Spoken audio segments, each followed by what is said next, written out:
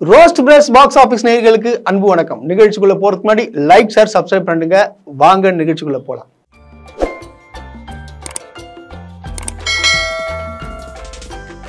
Tamil cinema துறைக்கு ஒரே ஒரு வேண்டுகோள் விடுறோம். ஏன்னா பாத்தீங்கன்னா ஒரு மிகப்பெரிய ஒரு விருது வாங்கிய நடிகருக்கு பாத்தீங்கன்னா, அதாவது ஏகே அவர்கள், அஜித்குமார் அவர்களுக்கு இன்னும் கூட ஒரு சின்ன ஒரு விழா கூட நடத்தல.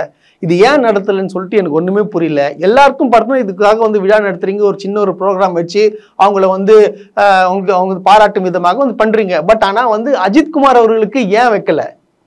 இது கேட்கணும் இல்லையா? அது எதுக்காக வைக்க மாட்டீங்க அவருக்குன்னு சொல்லிட்டு. ஏன்னா உண்மையான ஒரு உழைப்பாளிக்கு, நல்ல நடிகருக்கு, அதாவது சமூக சேவகருக்கும் சரி, அவர் தன்னுடைய திறனால இந்தியாவுக்கு ஒரு மிகப்பெரிய ஒரு பெருமை சேர்த்திருக்காரு. அவருக்கு ஒரு மிகப்பெரிய ஒரு விருது கொடுத்திருக்காங்க. அந்த விழாக்கு ஒரு சின்ன ஒரு பாராட்டு விழா கூட ஏன் வைக்கல? இதெல்லாம் யோசிக்க வேண்டிய விஷயம் இல்லையா? இது நிறைய பேர் கேட்டிருக்காங்க. அஜித் ரசிகர்கள்லாம் நிறைய பேர் கேட்டிருக்காங்க. ஆனா இன்னும் கூட திரைப்பட சங்கம் இதை பத்தி ஒன்றும் முடிவு எடுக்கல. அது ஏன்னு தெரியல. அது தெரிஞ்சுன்னா தயவு செய்து விளக்கம் கொடுங்க. ஏன்னா பத்மபூஷன் சாதாரணமா யாராலையும் வாங்கவே முடியாது. இதுதான் உண்மை.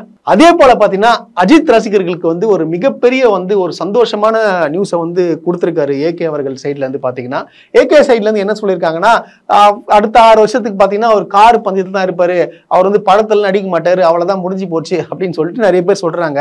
அதனால அவங்க சைட்ல இருந்து அவங்களோட வாயை அடைக்கும் விதமாக பாத்தீங்கன்னா கண்டிப்பா அடுத்த 6 வருஷத்துக்கு என்கிட்ட நடிக்கக்கூடிய படங்கள் இருக்கு, டைரக்டர் இருக்கிறாங்க, கதையும் இருக்குது, ப்ரொடியூசர் இருக்கிறாங்க, எல்லாருமே இருக்காங்க சொல்லிட்டாங்க. அதாவது அடுத்த வருஷம் மே மாசம் நம்ம ஏகே படம் ரிலீஸ் ஆக போதாங்க. இது டைரக்ஷன் யாருன்னு பாத்தீங்கன்னா நம்மளுடைய ஆதிக் ரவிச்சந்திரன் தான் சொல்லப்படுது. இன்னொரு சைட்ல என்ன சொல்றாங்க பாத்தீங்கன்னா, ஆதிக் டைரக்ஷன் பண்றது, தனுஷ் ஒரு கதை வச்சிருக்காரு, அந்த கதை மூலியமா தான் பண்ண போறதா சொல்றாங்க. குட் பேட் அக்லி எடுத்த ரோமியோ பிக்சர்ஸ் தான் டிஸ்ட்ரிபியூஷன் பண்ணாங்க இல்லையா இந்தியா முழுதும். அவங்க தான் திருப்பியும் எடுக்க போறதா சொல்றாங்க. ஏன்னா உண்மையான வெற்றிங்க. குட் பேட் அக்லி எவ்வளவு எந்த அளவுக்கு ஒரு வெற்றி பெற்றுச்சுன்னு உங்களுக்கு தெரியும். நம்ம டீசெண்டா சொல்லிட்டு நம்ம என்ன எத்தனை வந்துச்சு, 300 கோடி வந்துச்சுன்னு சொல்லிட்டு அவங்க ப்ரொடியூசர் சைட்ல சொல்லிடுறாங்க. அதை நம்ம சொல்றோம். நம்ம ஃபேக்கா 400 கோடி 500 கோடி 600 கோடின்னு சொல்லிட்டு நம்ம சொல்லல. இப்ப சொன்னதால பாருங்க, எல்லா நடிகர்களும் கழுவி ஊத்துறாங்க. சில நடிகரோட படம் பாத்தீங்கன்னா படம் ரிலீஸ் ஆகி 2 நாள்ல 400 கோடி 500 கோடின்றாங்க. அது எப்படி சாத்தியம்? அந்த அளவுக்கு ஸ்கிரீனே இல்லையே. எத்தனை சீட்டு போட்டாலும் எவ்வளவு ஒரு குறிப்பிட்ட அமௌண்ட் போட்டாலும் சரி அந்த அமௌண்ட் வராது. எப்படி இவங்க மட்டும் சொல்றாங்க? ஏன் அவருக்கு பாத்தீங்கன்னா ஏன் இந்த அளவுக்கு சிங்சாக் தட்டுறாங்க அப்படின்னு சொல்லிட்டு மேடையிலே நிறைய பேர் சொல்லிட்டாங்க. நம்ம சசிகுமார் முதல் கொண்டு எல்லாருமே பேசியிருக்கிறாங்க. இதெல்லாம் ஏன் இதுக்காக பண்றாங்க? அவங்களுக்கு அவங்க நடிகருக்கு நீங்க சிங்சாக் தட்டுறது காரணம் என்ன? அவர் முதலமைச்சர் ஆயிடுவாருன்னு சொல்லிட்டு நினைச்சிட்டு இருக்கீங்களா? ஏன் இந்த மாதிரி முட்டாள்தனமா பேசுறானுங்க அப்படின்னு சொல்லிட்டு புரியல. இது நிறைய பேர் சிந்திக்கணும். உச்ச நடிகர் சொல்றீங்க. உச்ச நடிகர்னு சொல்லிட்டு உங்களை யார் சொன்னது? முதல்ல நீங்களே தான் உங்களை சொல்லிக்கிறீங்க. இந்த தலைகணம் இருக்கக்கூடாது. யாருமே நான் தான் உச்ச நடிகர், உச்சத்துல இருந்து விட்டு வரேன், இந்த மாதிரி எந்த நடிகரும் சொல்ல மாட்டான். அதாவது தன்னைத்தானே அடக்கம் இருக்கிறவன் தான் உயருவான். அவங்க தான் பல பதவிகள் இருக்கு. For example super star Rajinikanth எடுத்துக்கோங்க, அஜித்குமார் எடுத்துக்கோங்க. யார் உயர்ந்துட்டு இருக்கிறது? அவங்க தான். இவர் உயர மாட்டார், அவ்வளவுதான், முடிஞ்சு போச்சு. இது வாய், அந்த தன்னடக்கம் கிடையாது. தான் தான் பெரிய ஆளு, மத்தவங்க பதவியை புடுங்கிறது, தனக்குன்னு சொல்லிட்டு ஒரு நிரந்தர பதவி யாருமே கொடுக்கல. இவர் மத்தவங்க கிட்ட தான் பதவி புடுங்கி, இதெல்லாம் ஒரு பிழைப்பா அப்படின்னு நான் கேட்கல, எல்லாருமே தான் கேட்கறாங்க. நான் சொல்றேன்ல, அதாவது மற்றவங்களை பார்த்து கத்துக்கணும். இது கத்துக்கிட்டு தான் அரசியலுக்கு வரணும். அஜித்குமார்லாம் பாத்தீங்கன்னு வச்சுக்கலேன், அவர் எந்த அளவுக்கு ஒரு உழைப்பாளி. ஒரு பிடிச்ச விஷயம் சினிமா நடிக்கிறத விட கார் பந்தயம். ஆனா தன்னுடைய ரசிகர்கள், எனக்கு ரசிகர்கள் சேர்ந்துட்டாங்க, அவங்கள அப்படியே விடக்கூடாது, அவங்களுக்கு வருஷத்துக்கு ஒரு படம் பண்ணணும். அந்த அளவுக்கு இறங்கி ஒரு மனிதன் ரசிகர்களுக்காக ஒரு படம் பண்றாரு. நான் படம் நடிப்பேன், ஆனா நீங்க ஓவரா இதெல்லாம் பண்ணக்கூடாது. உங்களுடைய வேலையை பாருங்க, உங்க குடும்பத்தை பாருங்க, டைம் கட்சா என் படத்தை பாருங்க, அந்த படம் கொடுக்கறதுக்கு நான் ரெடி. ஆனா நீங்க என்ன நம்பியே இருக்கக்கூடாது அப்படின்னு சொல்றவர் தான் அஜித்குமார். அவருக்கும் உங்களுக்கு என்ன வித்தியாசம்? வித்தியாசமே கிடையாது. ஆனா சிலவங்க புரிஞ்சுக்கணும். அரசியல் வரார். எதுக்கு வரார்?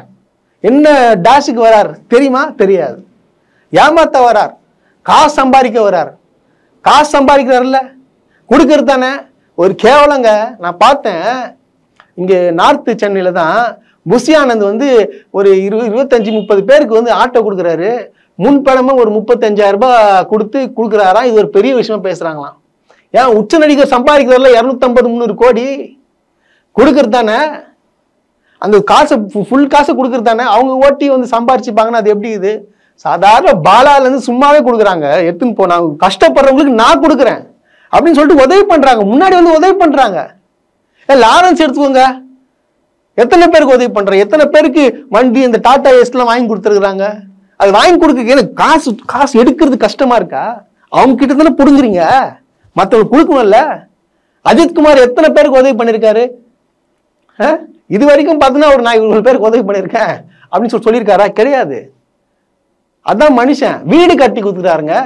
எத்தனை பேர் வீடு கட்டி, கிட்டத்தட்ட அவங்க வீட்டுல வேலை செய்யறவங்க வீடு கட்டிக்கிறாங்க, ஏகப்பட்ட பேருக்கு உதவி பண்றாங்கன்னு சொல்றாங்க. ஆனா வந்து அஜித்குமார் வைத்த கோரிக்கை என்னன்னு பாத்தீங்கன்னா, தயவு செய்து வந்து நீங்க வந்து குடும்பத்துக்கிட்ட சொல்லுங்க, தவிர வந்து மீடியால வந்து நான் இது பண்ணிட்டேன் அது பண்ணிட்டேன்னு சொல்லுங்க, இந்த மாதிரி சொல்லாதீங்க, இந்த பப்ளிசிட்டியே எனக்கு பிடிக்காது அப்படின்னு சொல்றவர் தான் அஜித்குமார். அதனாலதான் எல்லாமே கிடைக்குது. அதுல கெட்ட எண்ணங்கள்லாம் விட்டுருங்க. அஜித் ரசிகர்களுக்கு இந்த வருடம் இல்ல, அடுத்த 6 வருடமும் நம்ம தான் டாப்பு. இதுக்கப்புறம் வந்து நம்ம தான் வெற்றி செய்ய போறோம். எப்படி இருந்தாலும் அவர் அரசியலை தொட்டு திருப்பி சினிமாவுக்கு வருவாரு. சினிமாவுக்கு வந்தாலும் சரி, இதுக்கப்புறம் வந்து அவருடைய கதை எல்லாம் தெரிஞ்சு போச்சு. இதுக்கப்புறம் ஒரு கேலின்றதை வந்து ரோஸ்ட் பிரஸ் பாக்ஸ் ஆபீஸ் மூலியமா தெரிவிச்சுக்கிறேன்.